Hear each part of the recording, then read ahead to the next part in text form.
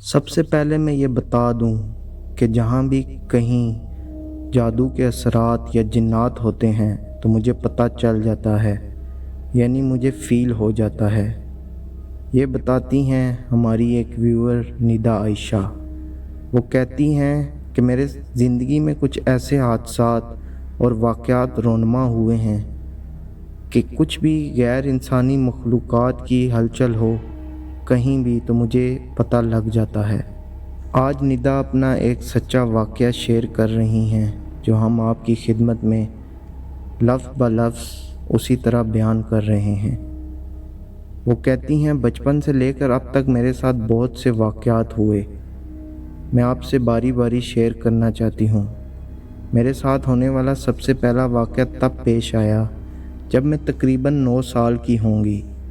رات کا کیا وقت تھا معلوم نہیں، لیکن اس وقت رات کافی محسوس ہو رہی تھی۔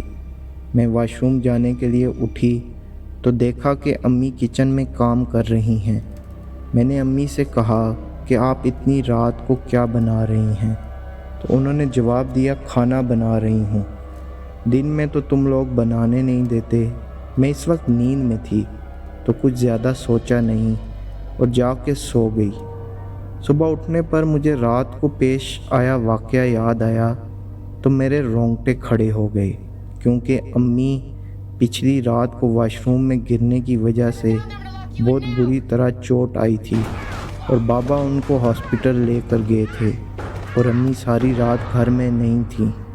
گھر میں صرف میرے بہن بھائی اور خالہ موجود تھے۔ میں نے اس بات کا ذکر کبھی کسی سے نہیں کیا۔ اس سب کو کافی عرصہ گزر گیا کہ میرے ساتھ اس قسم کے واقعات کا ایک سلسلہ شروع ہو گیا۔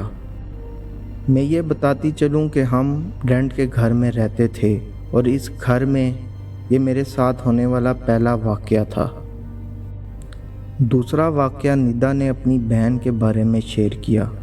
وہ کہتی ہیں کہ ہوا کچھ یوں کہ کچھ سال پہلے میری بہن کو گھر کام کاج کے لیے ایک ملازم کی ضرورت تھی۔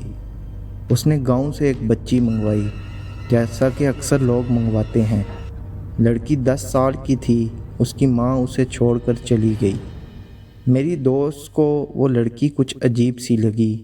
اس کی آنکھوں میں ایک عجیب سی چمک تھی۔ میری بہن نے اپنا وہم سمجھا۔ میری دوست کے گھر میں ایک کمرہ نماز اور عبادت کے لیے مخصوص تھا۔ اس کمرے میں ہر جمعے کو درود پاک کی محفل ہوتی تھی۔ اس کمرے کی صفائی کا خاص خیال رکھا جاتا تھا اور اس میں بغیر وضو کے داخل نہیں ہوتے تھے۔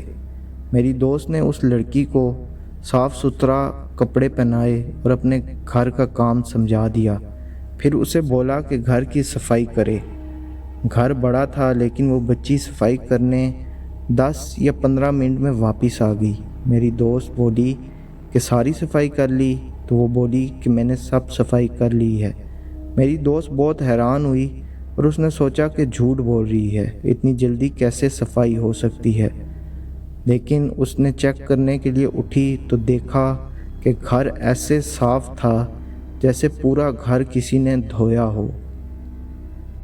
وہ بہت حیران ہوئی مگر خاموش ہو گئی، کیونکہ اس وقت اسے ملازم کی بہت ضرورت تھی، اور جب وہ ملازم لڑکی کھانا کھانے بیٹھتی تو کتنا زیادہ کھانا کھا گئی۔ اس نے سوچا کہ شاید صبح سے بھوکی ہوگی تبھی اتنا کھانا کھا لیا۔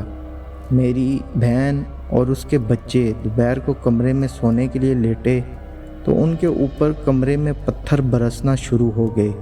وہ بہت پریشان ہوئی کہ کمرے کے اندر پتھر کہاں سے آ رہے ہیں۔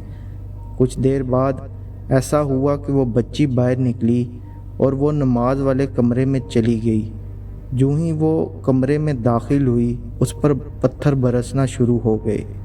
وہ چیخنے لگی۔ اس کی آواز سن کر میری دوست باہر نکلی۔ اس نے دیکھا کہ اس لڑکی پر پتھر برس رہے ہیں اور وہ چیخ رہی ہے۔ یہ دیکھ کر اسے شک ہو گیا کہ اس میں ضرور کچھ نہ کچھ مسئلہ ہے۔ اتنی دیر میں اس کے سسر گھر آ گئے۔ جب اس نے سارا واقعہ ان کو بتایا تو وہ بولے کہ اس پر کوئی سایہ ہے یا اس کے ساتھ کوئی ایسی مخلوق ہے۔ انہوں نے کہا کہ اس بچی کو فوراً اس گھر سے واپس بھیج دو ورنہ یہ ہمیں بھی کوئی نقصان پہنچا سکتی ہے۔ میری بہن نے اسی وقت اس کی ماں کو بلایا اور اس بچی کو واپس بھیج دیا۔ ابھی بھی میری دوست اس واقعے کو یاد کر کے خوفزدہ ہو جاتی ہے اور اس کے بعد اس نے کبھی گاؤں سے کوئی ملازم لڑکی منگوانے کا سوچا بھی نہیں۔